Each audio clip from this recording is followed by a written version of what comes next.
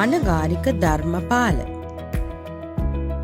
The purpose of this lesson.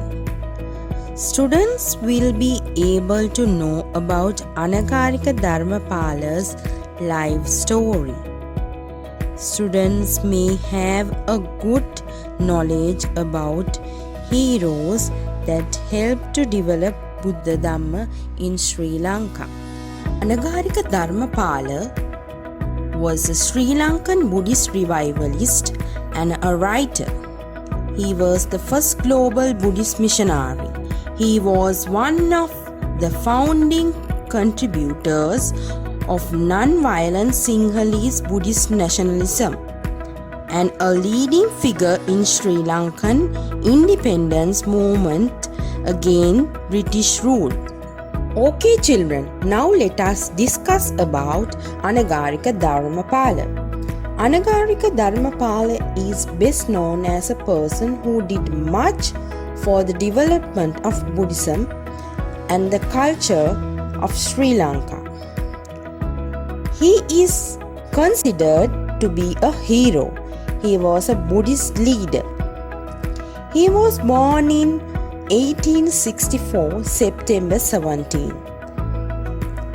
His name was Don David Hewavitarana and his father was Don Karolis Hewavitarana of Matara Hittatiya.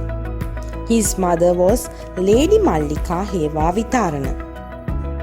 Young David had his education in a Christian denominational school, but he liked to learn Sinhala, Pali and Buddhism. As a young boy, he associated the great orator Migettuwatte Gunananda Thero, and he learned to debate and also the art of forwarding facts to suit any subject on debate. Meanwhile, he got a chance to associate Colonel Henry Steele Olcott and Lady Blavatsky.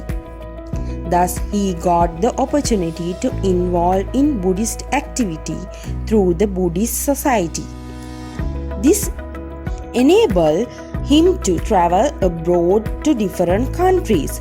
He was closely associated with the newspaper called Sarasavi Sandarasa, founded by Sir Henry Steele Olcott. He too started the Sinhala Bauddha newspaper. This helped to develop Buddhist ethics, develop cultural values, and also to spread Buddhism among the people. In 1894, David went to India to attend the anniversary celebration of the Buddhist Theosophical Society. On his return, he changed his name to Dharmapala and later came to be known as Anagarika Dharmapala.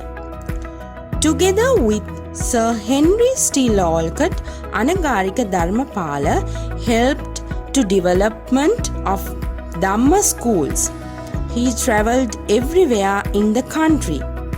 He wanted to develop a Buddhistic feeling among the people. About the Sinhala race and their culture, and foremost the Buddhist idols. He travelled in a special vehicle throughout the country. There was a face drawn on the vehicle: do not eat meat, do not drink alcohol. He was known for his very strong speeches and utterances. He always spoke about my country, my race, my religion, my language. Those are the 4 valuable jewels. These jewels have to be preserved, he said. It is also the duty to preserve these jewels, he said. Sinhala children, never tell lies, even at the risk of life. Never utter lies. Wake up, you Sinhalese. Let us save Buddha Gaya. Never eat beef. Never drink alcohol. On some instances, he spoke very harshly. and draw into minds of people of their duties pertaining to the country, religion, language, race, and culture. He formed the Mahabodhi Society. Through the Mahabodhi Society, he established branches of the society in Madras, Kolkata, Buddha Gaya, Saranath. This society was foremost in developing Buddha Gaya, which was in a dilapidated condition. Anagarika Dharmapala knew the feeling of Buddhists about Buddha Gaya, a sacred place for all Buddhists.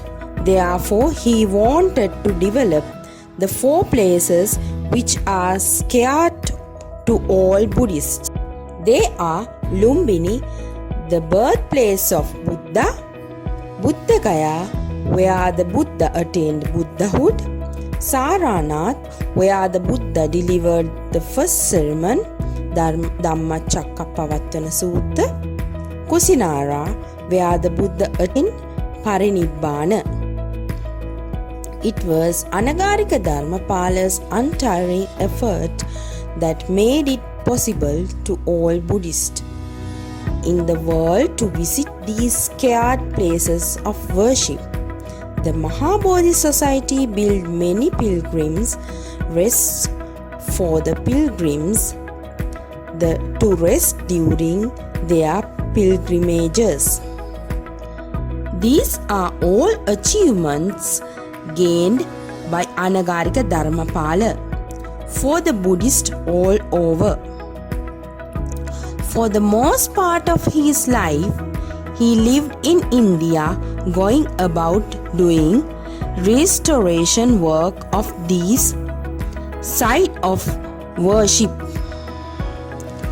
If not for Anagarika Dharmapala, Lankan Buddhists would never get the opportunity to go on their most cherished pilgrimages to India.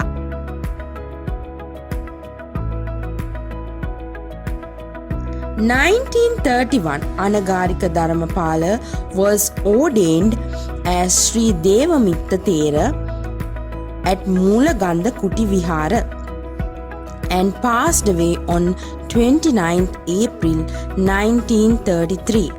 Anagarika Dharmapala's name should be written in gold for his valuable service rendered for the Sinhala race, language, and Buddhism.